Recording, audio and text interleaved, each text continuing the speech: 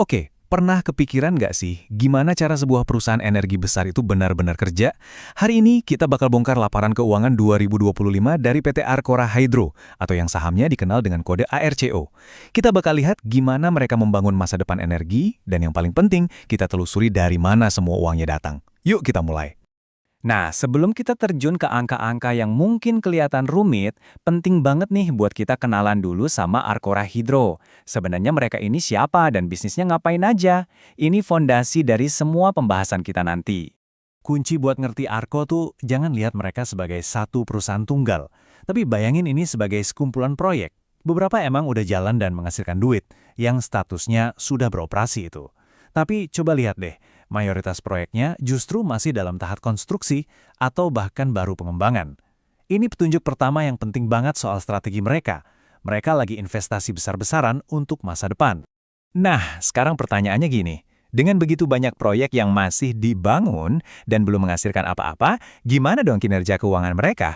Apa mereka udah untung? Yuk kita lihat datanya. Wow, lihat deh lonjakan ini. Cuma dalam setahun, penjualan mereka meroket lebih dari 100 miliar rupiah. Ini bukan pertumbuhan yang biasa-biasa aja loh. Ini sinyal kuat kalau permintaan energi yang mereka hasilkan itu besar dan terus naik. Dan yang lebih keren lagi, kenaikan pendapatan ini nggak cuma jadi angka di atas kertas. Ini langsung ngalir ke laba. Keuntungan mereka naik lebih dari 50%. Luar biasa kan? Apalagi kalau kita ingat mereka lagi dalam fase ekspansi besar-besaran. Artinya, pembangkit yang udah jalan itu operasinya efisien banget. Sekarang, mari kita bedah mesin di balik angka-angka cemerlang ini. Apa aja sih aset yang mereka miliki dan berapa biaya yang dibutuhin buat menjalankan semuanya? Cuma dengan sekali lihat komposisi asetnya, kita langsung tahu fokus perusahaan ini kemana. Sebagian besar, lebih dari 83% itu adalah aset tidak lancar. Isinya ya properti, pembangkit listrik, peralatan, ini semua adalah fondasi mereka buat bertumbuh di masa depan. Nah, ini nih bagian yang paling menarik dari sisi biaya mereka. Kalau kita perhatikan rinciannya, pengeluaran terbesar mereka sebesar 225,7 miliar rupiah itu bukan buat operasional harian. Itu adalah biaya untuk konstruksi proyek-proyek baru. Jadi bisa dibilang, uang yang mereka keluarkan sekarang itu sebagian besar adalah investasi untuk membangun pabrik uang di masa depan. Kalimat ini benar-benar merangkum semua strategi mereka. Intinya adalah, keluarin duit yang banyak hari ini buat bangun aset, yang nantinya bakal menghasilkan pendapatan berkali-kali lipat di kemudian hari. Ini adalah permainan jangka panjang. Oke, pertanyaan selanjutnya udah jelas. Membangun semua itu butuh dana yang super besar. Jadi gimana caranya Arcora Hydro mendanai ekspansi masif ini? Dari mana datangnya bahan bakar mereka? Ini mungkin agak aneh ya kedengerannya. Di tahun 2025, operasional harian mereka itu justru bakar kas, bukan menghasilkan.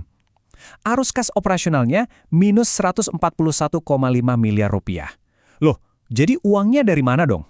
Dan gak cuma itu, mereka juga menghabiskan 12,1 miliar rupiah lagi buat investasi, kayak beli peralatan baru dan bangun proyek. Jadi total pengeluaran kasnya gede banget. Nah, ini dia jawabannya. Ternyata, mesin ekspansi ini ditenagai oleh suntikan dana tunai yang sangat besar dari aktivitas pendanaan, kayak pinjaman dan obligasi, yang totalnya mencapai lebih dari 207 miliar rupiah. Kalau kita perbesar lagi sumber pendanaannya, ada satu baris yang menarik banget. Ada suntikan dana dari pihak berelasi sebesar 150 miliar rupiah. Ini adalah pinjaman besar dari pihak yang punya hubungan dengan perusahaan.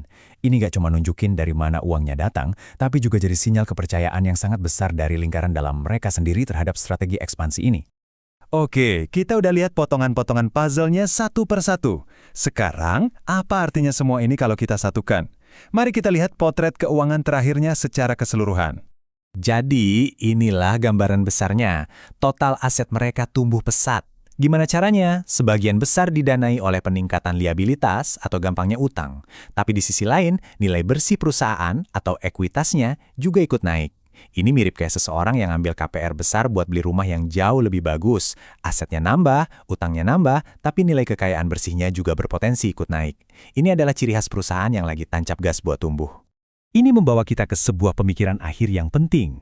Dengan strategi investasi yang super agresif dan didanai oleh utang, akankah pertaruhan besar Arcora Hydro pada kebutuhan energi masa depan ini bakal terus mendorong pertumbuhan mereka? Nah, ini adalah pertanyaan kunci yang akan menentukan nasib mereka di tahun-tahun mendatang.